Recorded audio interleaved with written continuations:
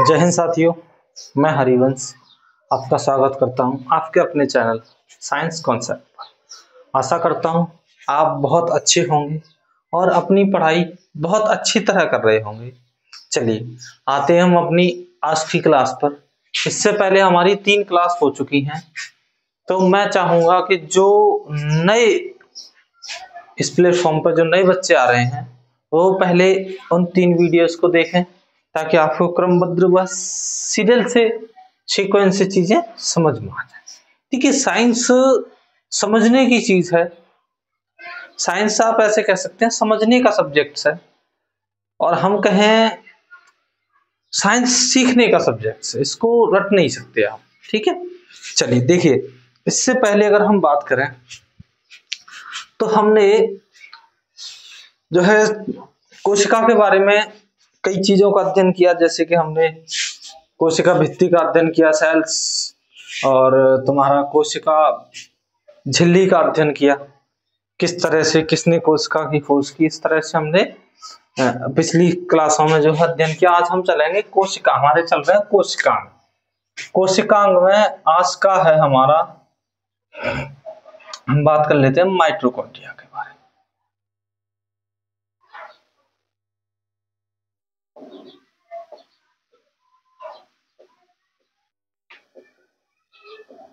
Mitochondria, देखिए अगर हम माइटोकॉन्ड्रिया की बात करें तो हम कहेंगे, चलिए ऐसे बात करते हैं कि माइटोकॉन्ड्रिया की खोज ये किसने की थी? माइटोकॉन्ड्रिया की खोज कॉलीकर ने 1880 में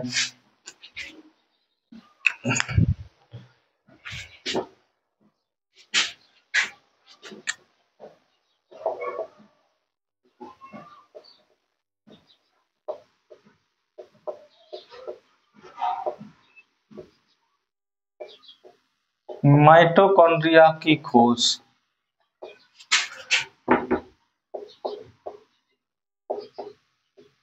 कॉलीकर ने 1880 में की थी। देखिए, माइटोकॉन्ड्रिया की खोज जो है किसने की थी? कॉलीकर ने, वो भी 1880 में। इन्होंने कहाँ की थी? तो हम कह सकते हैं कि कीटों की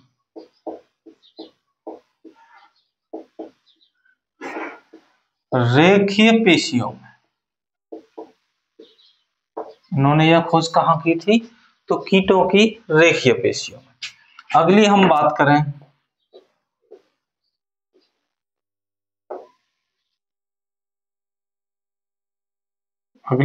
कर लेते हैं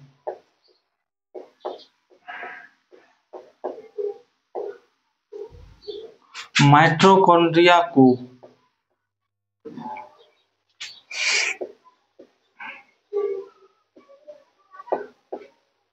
अल्टमैन ने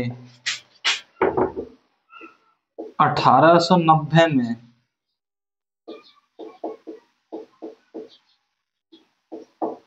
बायोप्लास्ट, 1890 में बायोप्लास्ट नहीं है, बायोब्लास्ट करिए, बायोब्लास्ट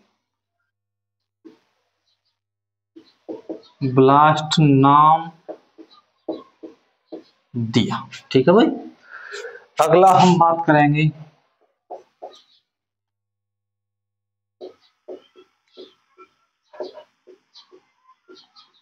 सी बेंडा ने 1897 में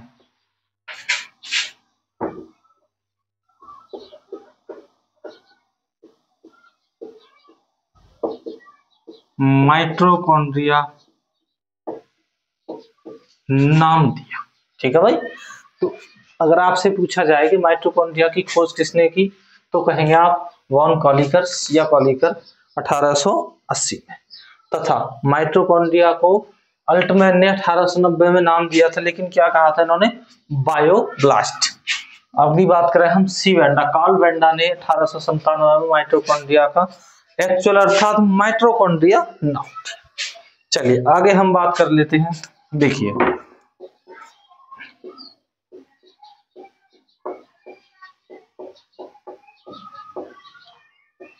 माइटोकॉन्ड्रिया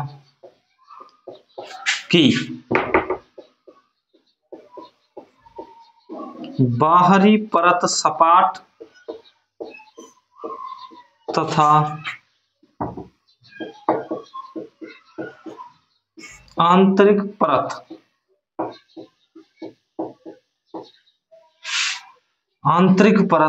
बाहरी परत सपाट व आंतरिक परत कैसी होती है? आंतरिक परत कह सकते हैं मैट्रिक्स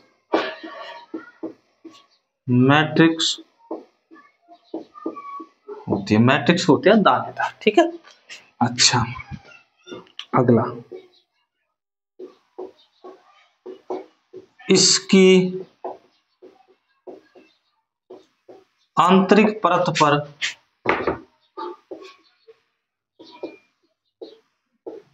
उंगली के समान संरचना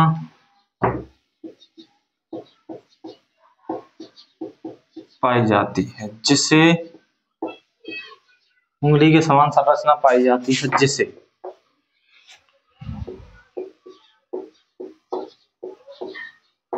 पादपों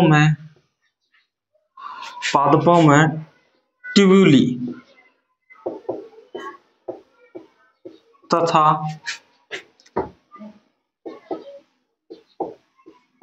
जीवों में क्रस्टी कहते हैं। इनका कार्य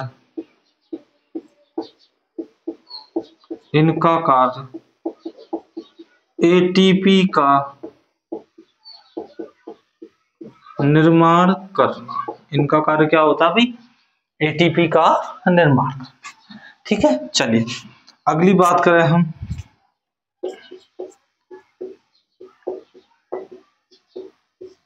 क्रस्टी की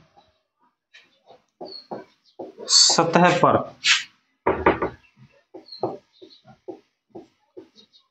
छोटे कण पाए जाते हैं,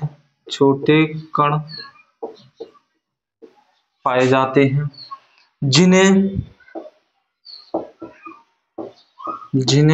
F1 कण या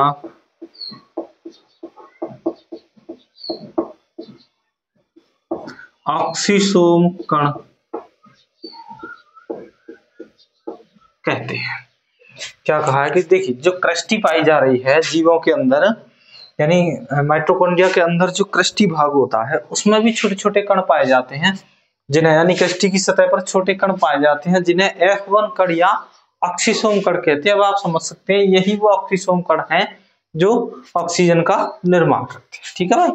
चलिए आगे,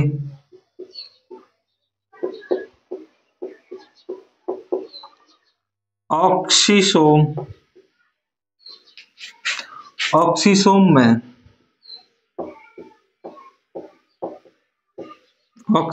में एटीपी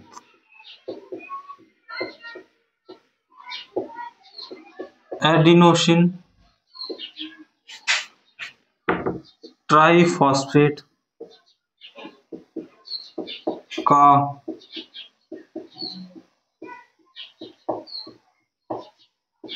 निर्माण होता है। ठीक है भाई। आगे,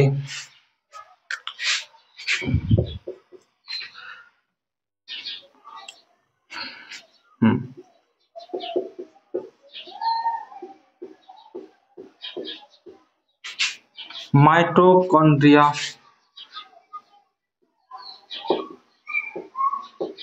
की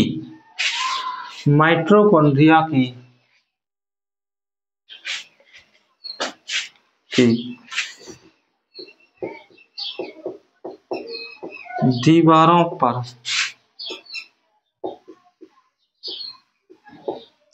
क्रेब्स चक्र चलते हैं।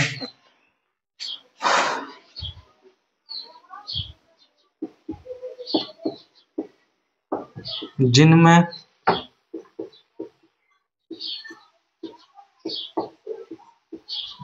एंजाइमों का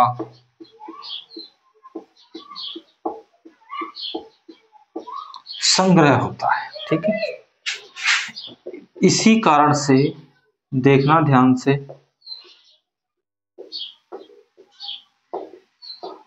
माइटोकॉन्ड्रिया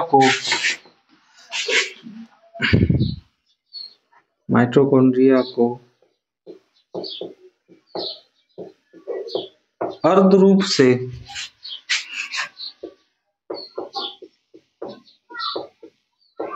कोशिका का स्वशासित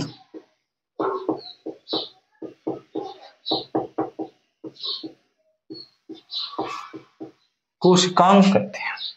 ठीक है भाई, नेक्स्ट,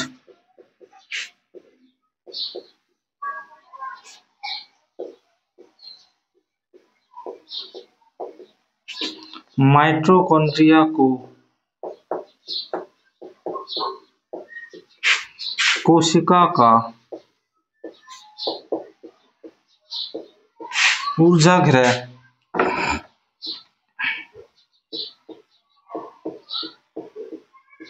कहा जाता है।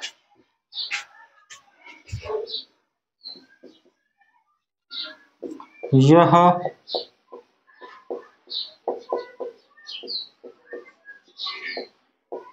ऑक्सीकरण द्वारा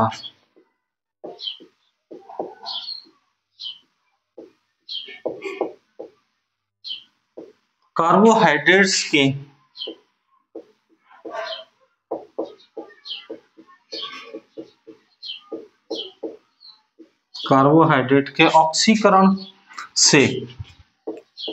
ऑक्सीकरण से एटीपी का निर्माण करता है। ठीक है भाई,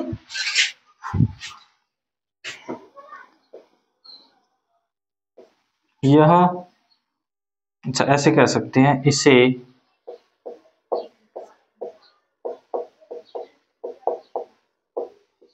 कोशिका की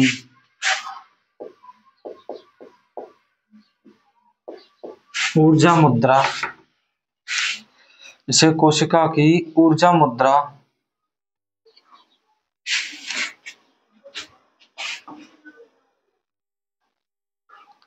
तथा 38 एटीपी का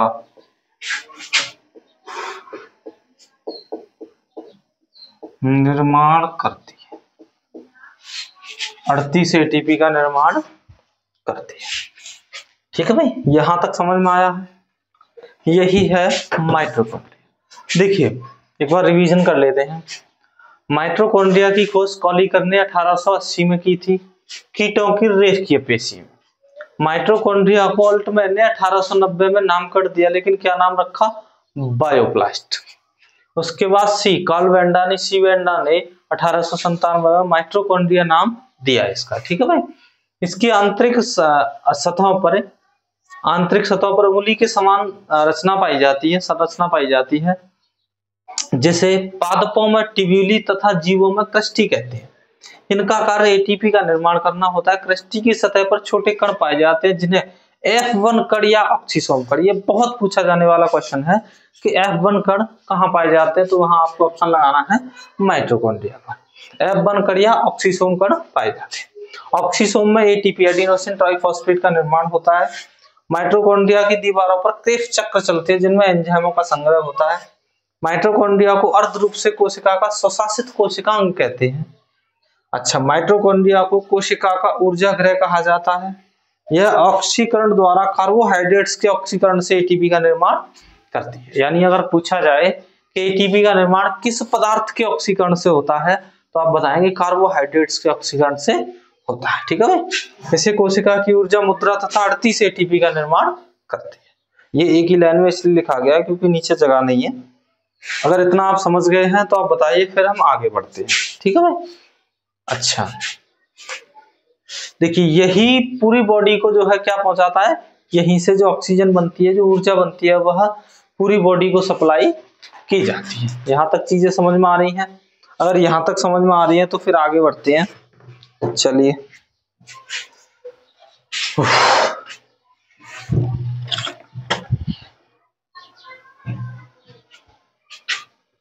ये चाहो तो आप स्क्रीनशॉट ले लीजिए, फिर इसको रख करते हैं।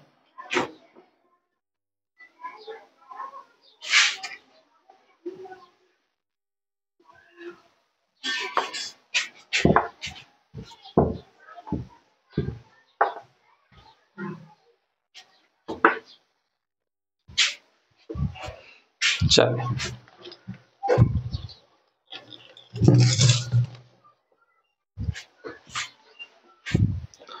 अगला कोशिकांग लेते हैं हम।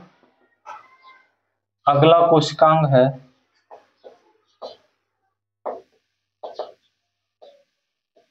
अंतःप्रदब्धी जालिका। अंतःप्रदब्धी जालिका, इनको इसे कहते हैं एंडोप्लाज्मिक रेटिकुलम। एंडोप्लाज्मिक रेटिकुलम, इसको शॉर्ट में ER कहते हैं। अर्थात बार बार इतना न लिखने से बेहतर है कि हम इसे ER लिखेंगे। वो नहीं है, इंक डालने का है कि नहीं है, चलो छोड़ो, अभी इसी से काम करते हैं, इतना दिख रहा होगा। चलिए, हम इसकी बात कर लेते हैं। एक सेकंड रुको जरा, इसमें इंक डालना है, साफ दिखेगा।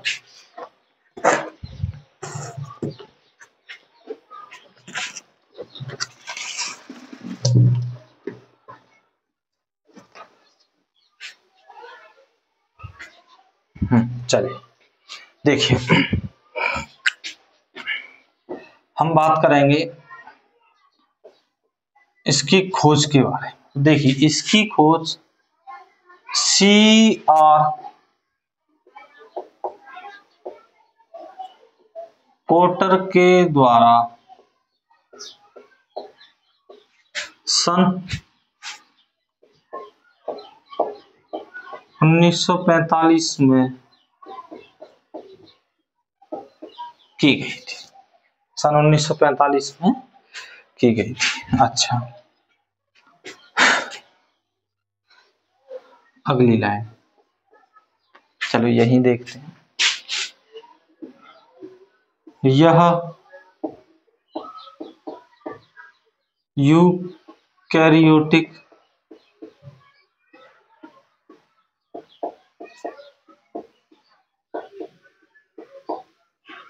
कोशिकाओं में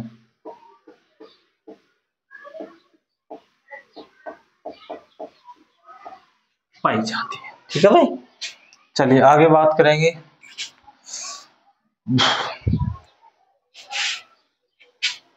यह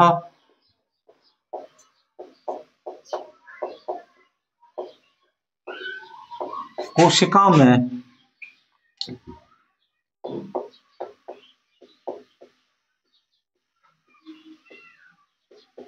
कोशिका द्रव्य से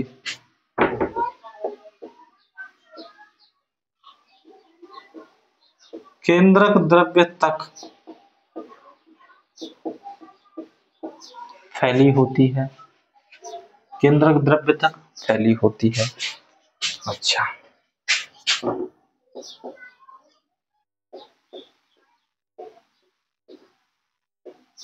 इसका मुख्य कार्य वसा और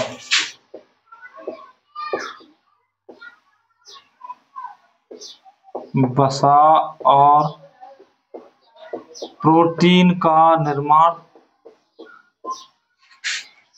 तथा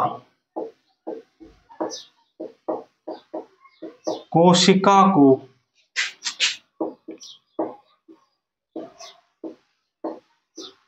पिचकने से बचाना।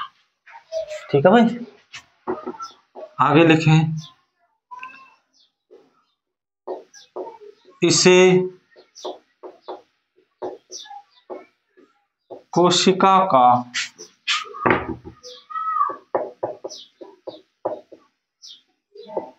आंतरिक कंकाल भी कहा जाता है। देखिए, इसकी जो संरचना होती है वो इस प्रकार होती है कि यह जैसी यह कोशिका है तो इसके अंदर यह कुछ इस तरह से फैली हुई होती है। अब देखिए, एक तो ये कोशिका को पिचकने से, जैसे हमारी पूरी बॉडी के अंदर जो स्ट्रक्चर होता है हड्डियों का, वो क्या करता है, देखिए हमारे शरीर को एक तो पिचकने से बचा रहा, अर्थात हमारे जो अंदर के ऑर्गन है वो सुरक्षित रह पा रहे हैं, तथा हमारा एक ढांचा प्रदान भी कर रहा है, यानी आकृति भी प्रदान कर रहा है। तो यह कोशिका को पिचकने से भी बताता है, या हम कह सकते हैं कोशिका की आकृति कैसी होगी वो भी हम ये कह सकते हैं कि यही प्रदान करता है। चाहे तो यहां पे लिख सकते हैं,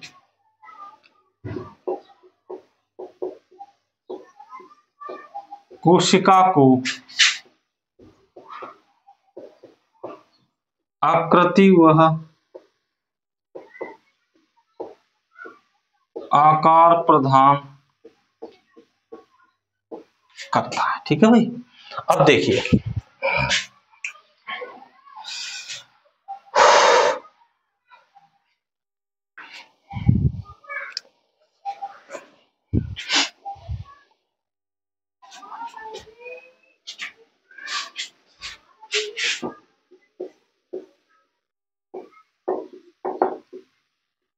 अंतःप्रदभी जालिका और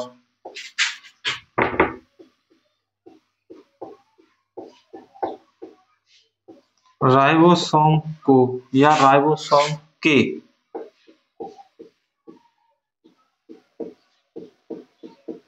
संयुक्त रूप को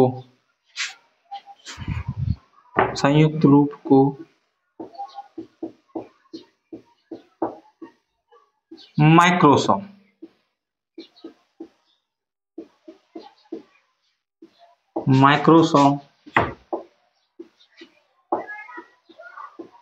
कहते हैं।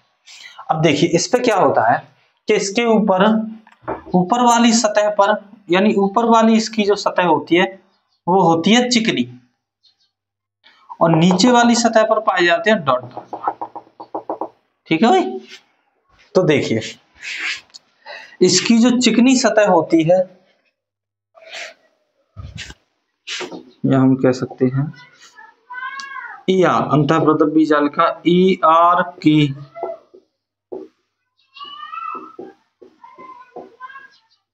चिकनी सतह पर वसा का निर्माण होता है। चिकनी सतह पर वसा का निर्माण होता है तथा ER की खुरदरी सतह पर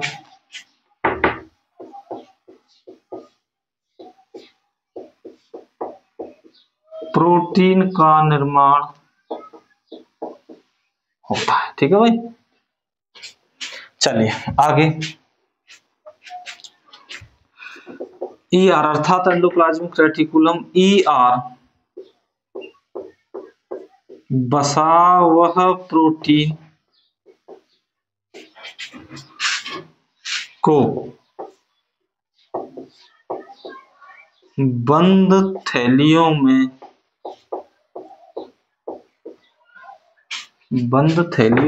भरकर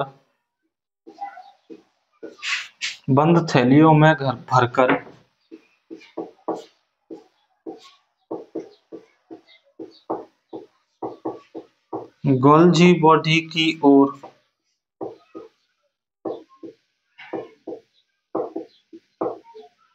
भेज देता है।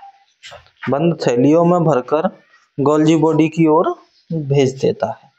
ठीक है भाई। अब देखो, हमने बताया कि इसकी खोज सीआर पोर्टर द्वारा सन 1945 में की गई। ये यूकैरियोटिक कोशिका में पाया जाता है। यह कोशिका में कोशिका द्रव्य से केंद्रक तक फैला हुआ होता है, अर्थात कोशिका द्रव्य से केंद्रक तक फैला हुआ होता है। इसका मुख्य कार्य बसा हुआ प्रोटीन का निर्माण करना तथा कोशिका को पिचकने से बचाना। हम कह सकते हैं इसको अगली लाइन में कहा गया है, इसे कोशिका का आंतरिक कंकाल भी कहा जाता है। कोशिका को आकृति व आकार प्रदान करता है। अंतःप्रद्रव्य जालिका और राइबोसोम के संयुक्त रूप को माइक्रोसोम कहा जाता है। अक्सर पूछे जाने वाला क्वेश्चन। यहाँ कभी कभी पूछ रहे थे कि कोशिका का आंतरिक कंकाल किसे कहते हैं, तो अंतःप्रद्रव्य जालिका को। ठीक है भाई। अच्छा, आगे हम बात करें, इसकी चिकनी जो सतह है वहां पर वसा का निर्माण होता है तथा इसकी जो खुरदरी सतह है वहां पर प्रोटीन का निर्माण होता है। इन यानी बसा हुआ प्रोटीन के निर्माण को बंद थैलियों में भरकर यह किसकी ओर भेज देता है, तो हम कहेंगे यह गोल्जी बॉडी की ओर भेज देता है। ठीक है भाई। चलिए, यहां तक समझ में आया है?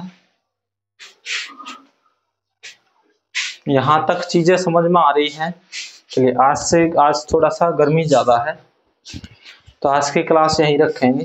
कल आपको फिर राइबोसोम लाइसोसोम 4-5 ही बचे हैं, अर्थात 2-3 क्लासों में यह खत्म हो जाएगी। ठीक है भाई।